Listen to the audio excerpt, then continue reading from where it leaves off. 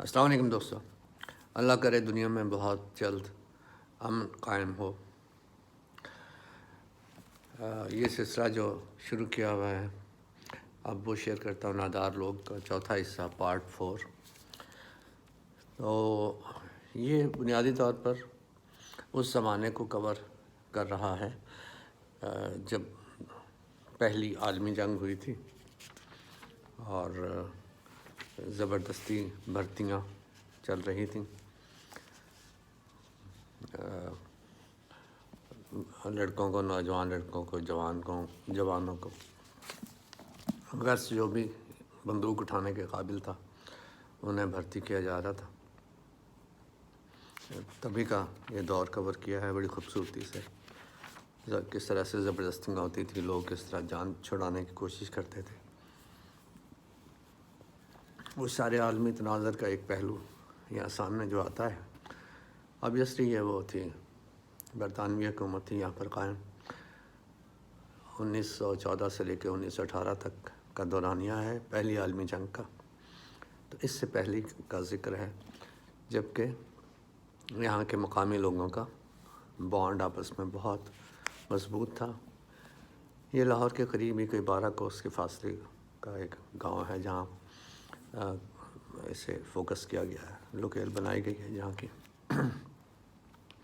सिखों और मुसलमानों में बहुत अच्छा एक बॉन्ड था, दोस्तियों का, कल्चर को शेयर करने का, एक कल्चर को रिस्पेक्ट करने का, इंसानियत की बुनियाद पर रिश्ते बरकरार रखने का। तो इसे बड़ी खूबसूरती से उन्होंने बयान किया। तो यहाँ पर उस जंग से वापसी की बात है और उसमें याकूब अवान ने सुन रखा था कि वक्त मर्ग इंसान की आंखों के सामने से उसकी सारी ज़िंदगी लम्हे भर के वक्फे के अंदर गुजर जाती है, मगर मौत को बिलमुकाबिल पाकर उसे सिर्फ 2-4 ही मनाज़र दिखाई दिए जिनके बीच सालों की मुद्दत पड़ती थी। इससे पहले हमने देखा कि सरफराज की बात है, सरफराज 2 जनरेशन्स कह लीजिए कि छोड़ के आगे की बात की गई है सरफराज के। तो ये ख़यालात हैं सारे उससे पहले उसके बुज़ुर्गों के। तो ये कहानी जो है अल्टीमेटली 1970 के इब्तदाई पहले निस्फ़ तक जा पहुँचती है। तो बड़ी खूबसूरती से उन्होंने मुख्तलिफ़ मनाज़र का, मुख्तलिफ़ वाक़यात का, मुख्तलिफ़ जज्बात का ज़िक्र किया है जो कि वहाँ के लोगों के थे। तो उसमें वो जो वाक़यात पहले रेल के सफ़र में हमने देखा कि सरफराज जो है रिकॉल करता है अपनी यादें। तो यहाँ पर दूसरा बाब है 45 पेज से लेकर 80 पेज तक अहाता करूँगा मैं। खुलासा एक मुख्तसर सी मतलब बात, सिर्फ थोड़ा थोड़ा जहाँ पे रेफरेंस देना हुआ वो दे दूँगा।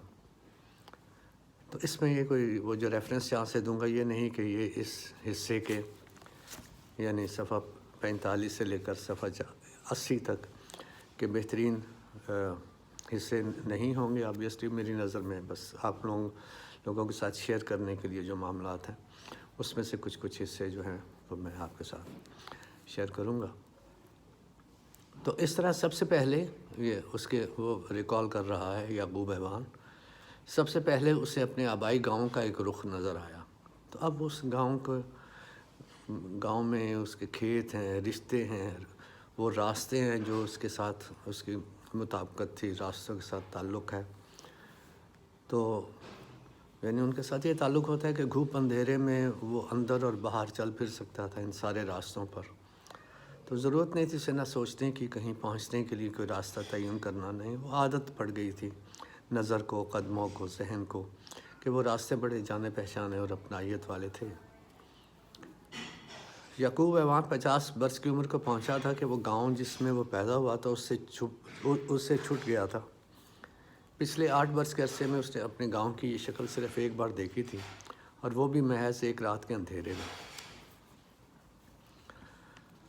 गुमशुदा मंजर के साथ याकूब अवान के सामने फिर अपने बाप का चेहरा उभरना शुरू हुआ। اسی طرح وہ واقعات جو ہیں ایک کے اوور لیپ کر رہے ہیں، ایک کے بعد دوسرے بس تیسرا. تو یہاں پر ایک اس کا دوست ہے جگو، اس کی محبت کی کہانی بھی ہے بڑی خوبصورت. ایک سردار لڑکی سے ہی اس کی محبت کا واقعہ ہے. جو شامیں ہوتی ہیں شادیوں میں، بیاہوں میں کے مناظر ہوتے ہیں، اس میں لڑکیوں کے لڑکوں کے جو چھیڑ چھاڑ ہوتی ہے وہ چلتی ہے. تو سحری کا وقت تھا اور یعقوب ایوان اپنے بیلی جگت سنگھ، اس کا بہت اچھا دوست ہے یہ، اور یہ جب جنگ سے واپس آتا ہے تو 8 کے ٹولے میں سے صرف ایک اکیلا یہ بچا ہوتا ہے. یہ کا مطلب یعقوب ایوان. تو جگت سنگھ جو ہے یہ کسی وجہ سے جنگ میں نہیں جا سکتا، جنگ میں جانے سے بچ جاتا ہے. تو اس کی محبت کی کہانی جو ہے اسے نہیں پتہ ہوتا، تو وہ بھی بعد میں سے پتہ چلتا ہے، تو اس سے بہت دکھ اور بہت اپنے دور رہنے کا احساس ہوتا ہے. بہرحال سحری کا وقت تھا اور یعقوب ایوان اپنے بیلی جگت سنگھ کے ساتھ گاؤں کے ایک مکان کی دیوار کے سائے میں کھڑا تھا. 13ویں کی چاند کی رات تھی. گاؤں کی دیواریں اور گلیاں ایک بے اصل سے دودھیا رنگ میں رنگی ہوئی نظر آ رہی تھیں. باقی سارے گاؤں پر بھو کا عالم تھا، سوائے اس کونے کے جہاں مکان کے کوٹھے پر لڑکیوں کا ایک چھوٹا سا جھرمٹ چاندنی میں بیٹھا تھا. اس گروہ کے بیچ سے اونچی سرگوشیوں اور کھیکھی ہنسی کی آوازیں آ رہی تھیں. نیچے گلی میں جگت سنگھ مدہوش کھڑا، ہاتھ میں کلونت کور کی ایک جوتی لیے منہ اٹھائے اس کی منتیں کر رہا تھا. پاس یعقوب ایوان کھڑا ہنس رہا تھا. وہ تو یہ چھیڑ چھاڑ کے بڑے بولڈ سے مناظر ہیں جو چلتے ہیں. تو اس کے بعد یہ جب واپس آ جاتا ہے اور وہ رسومات بھی بڑی خوبصورتی سے بیان کی گئی ہیں جو کہ سکھوں کی شادی کے مواقع ہیں، اس مواقع پر ہوتی ہیں. تو بہرحال جس ڈھڈی والا دلہن کے گھر کا گاؤں تھا جو لاہور سے چند وہ شادی میں جاتے تھے. تو وہاں پہ جا کے انہوں نے وہ کھانے پر ٹوٹ پڑنا، کس طرح سے کھانوں کا بندوبست ہوتا تھا، کس طرح سے لوگ ایک دوسرے سے ڈیل کرتے تھے، دونوں گھروں والے، لڑکی والے، لڑکے والے اور لڑکی والے. تو اسی میں کہتے تھے کہ وہ اسے اس انداز میں یعنی آتے تھے باراتی کہ اس انداز کو، اس ریت کو، اس رسم کو بہت حیرت سے دیکھا. کہتا ہے یہ کیسی ریت ہے بھائی جی، جوان اگر زور بازو سے پتنی کو لے کر نہ جائے تو اس کی کیا عزت رہ جائے. دن ڈھل رہا تھا جب بارات ڈولی لے کر 20 میل کی واپسی سفر پر روانہ ہوئی. تو اس طرح سے ایک یہ جو کور ہے یہ نہیں اس میں جاتی، شادی میں کسی وجہ سے نہیں جا پاتی، اور واپس آ کر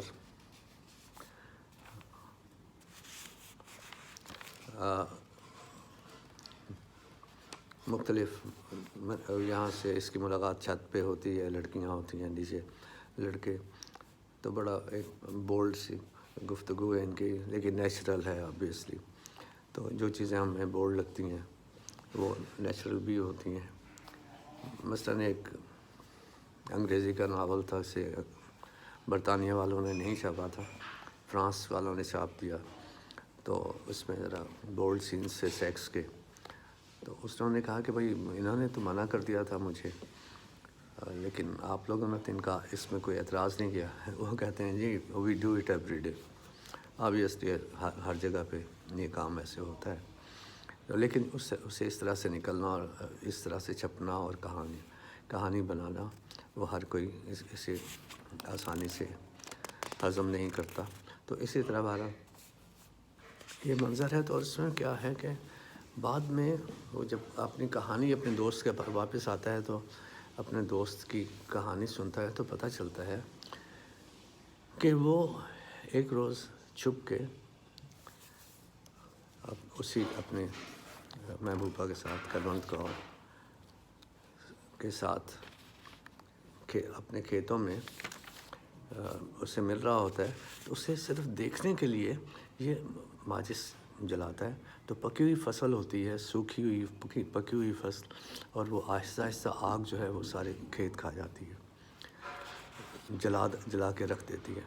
تو واپس آتے ہیں تو یہ سب لوگ بچانے آتے ہیں، تو بچانے انہیں نہیں آتے بلکہ کھیتوں کو بچانے آتے ہیں۔ تو کھیت جل رہے ہوتے ہیں، تو پھر ایک کونے سے کلونت اور جگو یہ دونوں باہر نکلتے ہیں، تو کلونت کا بھائی بھی آتا ہے، وہ اسے لے کے گھر چلا جاتا ہے۔ 2 دن کے بعد ان دونوں کو اسی جگہ پر جلے ہوئے کھیتوں میں وہ قتل کر دیتا ہے اور خود جیل میں چلا جاتا ہے۔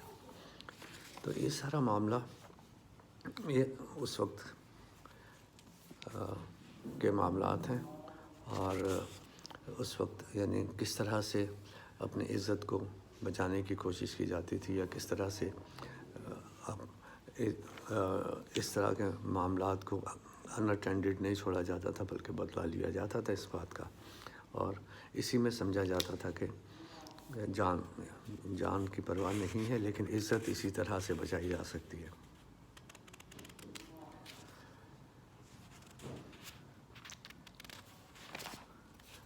اس کے بعد پھر گاؤں سے جانے والے 8 لڑکوں میں یعقوب ایوان اکیلا ہی بچ کر آیا تھا، اس لیے باقی جو وہ اسے جب گاؤں والے ملے تو وہ بہت یعنی دوسروں کی یاد بھی انہیں آ گئی جو واپس نہیں آئے تھے، تو ایک عجیب ہمدردی کا یہ سوچے بغیر کہ کون کس مذہب سے تعلق رکھتا ہے، لیکن زمین کی جو ہے اپنائیت سب کے لیے ایک جیسی تھی، اور ان کے رشتے بھی اتنے ہی مضبوط تھے۔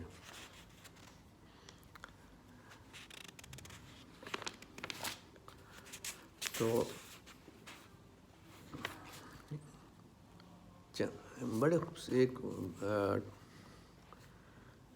یہ جس طرح سے گاؤں کے مناظر مختلف بیان کرتے ہیں، یہ انہی کا کام ہے۔ بہت خوبصورتی سے بہت سی جگہوں پر انہوں نے چونکا دینے والے سادہ مگر بڑے یعنی باندھ لینے والے انداز میں کہانی کو آگے بڑھایا ہے اور یہ ایکسپلین کیا ہے۔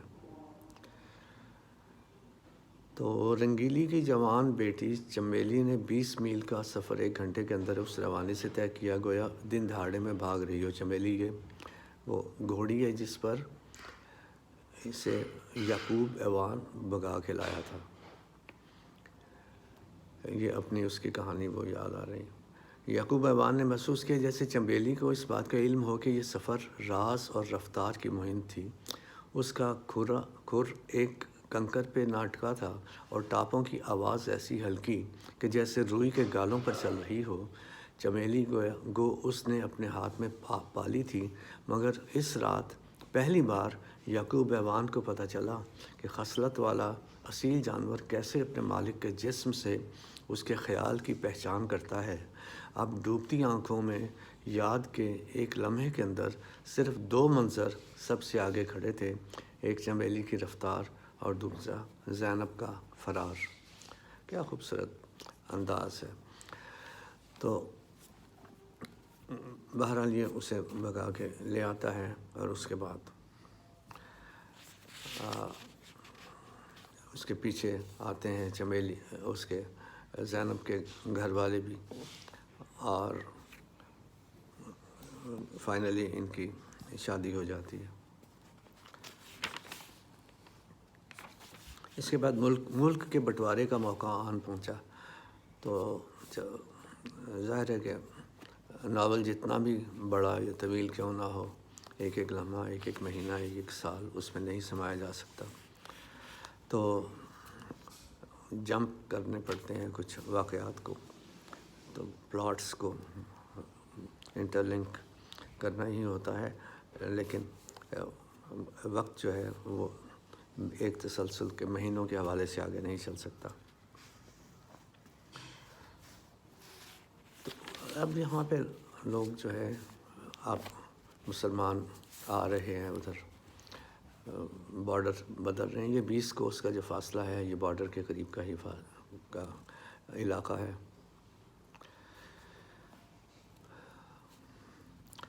تو عورتوں بچوں کی چیخ و پکار اور انسانی خون کے نظاروں نے ہوا کا رخ بدل دیا. اس ہوا نے آگ کے شعلے بھڑکائے جو خون اور آہ و بکا کے طوفان میں شامل ہو گئے.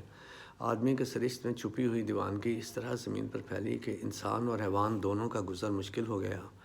یعقوب ایوان کو یاد آیا کہ اس عجیب وقت میں جانوروں کے اندر ایک تبدیلی دیکھنے میں آئی تھی. بڑے بڑے خونخوار کتے، منہ زور گھوڑے اور اڑیل مویشی منہ اٹھا کے آسمان کو دیکھتے اور گردن موڑ لیتے تھے. ان کی بے زبان نظروں میں مستقل کھٹکا در آیا تھا اور چال میں پہلو تہی کا انداز آ گیا تھا، جیسے ان پہ عیاں ہو گیا ہو کہ آدمی کے اندر ایک جان لیوا بیماری کی وبا پھیل گئی ہے اور جانور کسی ان دیکھی راہ فرار کی تلاش میں ہوں. آدمی کو قریب آتے دیکھ کر بدک جاتے اور آنکھوں میں سہم لیے پرے سرکنے لگتے. ایک ایسا وقت آیا کہ گویا ان بے زبانوں نے اپنی چھٹی حس سے اس انسانی افتاد کی پہچان کر لی اور زبان داروں کی برادری کو اچھوت قرار دے دیا. آخر وہ دن بھی آیا جب بھگت سنگھ نے آ کر کہا، فسادی ہمارے گڑھ تک آ پہنچے ہیں، اٹھ کے ہمارے ڈیرے پر آ جاؤ. تو اس میں فسادی وہ ان کو کہہ رہا ہے جو کہ اس پر سکھ مسلمان کی تمیز کر کے اس سارے معاملے کو خراب کرنا چاہتے ہیں اور اسی تعصب میں رہ کر معاملات کو دیکھنا چاہتے ہیں.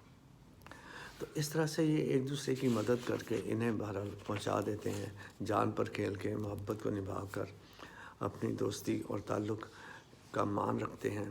اس میں پھر ان واقعات کا بھی ذکر کیا گیا ہے، وہ جو بلوائیوں کے معاملات ہیں وہ بھی، اور یہ کہ کس طرح سے لوگوں نے اپنی جائیدادوں کو بچایا، کس طرح سے چھپا کر مختلف علاقوں میں سرحد کے آر پار سے انہوں نے اپنے زیور وغیرہ کو چھپا کر تو یہ آئے اور بعد میں اسے حاصل کرنے کی کوشش کی اور کامیاب بھی ہوئے.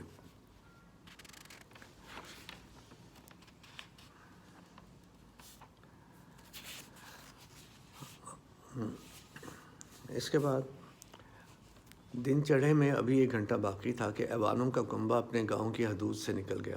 انہوں نے ان کی مدد کی اور نکال دیا. سورج ایک ہاتھ اوپر آ چکا تھا جب وہ زینب کے باپ کے گھر پہنچے. دن بھر زینب اپنے حمل کو سنبھالتی پھری جو قابو سے باہر ہوا جاتا تھا. اس کے بدن کی بوٹی بوٹی پر موت کی کیفیت طاری تھی. ڈھڈی والے کی دائی اس کے پاس بیٹھی رہی. شام کے وقت اس کی حالت غیر ہو گئی. 4 کوس دور نورپور کا قصبہ تھا جہاں کی ڈسپنسری میں ایک ڈاکٹر موجود تھا. جب تک زینب کا بھائی اپنے ریڑھے پر ڈاکٹر کو لے کر آیا، زینب ایک بیٹے کو جنم دے چکی تھی. بچہ تندرست حالت میں تھا مگر زچہ کی حالت نہ سمجھی. گھر بھر کی نئی پرانی چادریں بھیگ گئیں اور اس کا خون پھر بھی نہ تھما. ڈاکٹر نے خون بند کرنے کی صحیح کی، ٹیکہ لگایا، دوائیاں دیں، مگر زینب کی طاقت زائل ہو چکی تھی. اب خاوند کا گھر چھوڑنے کے 32 گھنٹے بعد بے ہوشی کی حالت میں زینب کے بدن سے اس کی زندگی کی آخری سانس خارج ہو گئی. تو یوں یعقوب ایوان کے معطل دماغ کو دل کی ہلچل کی مدھم سی خبر ہوئی، جیسے دور کوئی دیا ٹمٹماتا ہو. کوئی آدھ گھنٹہ سکوت میں رہنے کے بعد وہ یکایک اٹھا. بازو لہراتے اور منہ سے جھاگ اڑاتے ہوئے اس نے چیخ چیخ کر زینب کے سوگوار خاندان کو کمرے سے باہر نکال دیا اور دروازہ بند کر کے اندر سے کنڈی لگا لی. پھر وہ آ کر زینب کے بے جان جسم کے ساتھ لپٹ گیا. چارپائی پر بچھا ہوا کھیس زینب کے خون، پسینے اور فضلے کی علائش سے گیلا ہو رہا تھا، مگر یعقوب ایوان کی نظریں صرف زینب پر لگی تھیں. وہ اس مردہ جسم کو اپنے بازوؤں اور ٹانگوں کے حلقے میں لیے دیر تک اسے ہلکورے دیتا رہا، جیسے اس کو آرام پہنچانے کی کوشش کر رہا ہو. پھر وہ اسے اپنے ساتھ لگائے لگائے سو گیا۔ گویا روزمرہ کی بات ہو، جب اس کی آنکھ کھلی تو دروازہ پیٹا جا رہا تھا۔ وہ ناش کو سینے سے چپٹائے چارپائی پر لیٹا رہا۔ جب دروازہ ٹوٹنے کے قریب پہنچا تو اس نے اٹھ کر کنڈی اتاری۔ باہر گاؤں کا گاؤں امڑ آیا تھا۔ یعقوب ایوان ہلکے پیروں چلتا ہجوم کے بیچ سے گزر کر صحن میں آ بیٹھا۔ تو یہ صفحہ 71 کا ابتدائی حصہ ہے۔ یہیں پہ روکتے ہیں۔ ویڈیو زیادہ لمبی نہ ہو، چاہتا ہوں کہ یہیں پہ سے روک دیں۔ تو بہرحال باقی پارٹ 5 جو ہے یہ ہم انشاءاللہ یہیں سے شروع کر کے تو صفحہ 80 تک لے کے جائیں گے۔ بہت شکریہ، خوش رہیے۔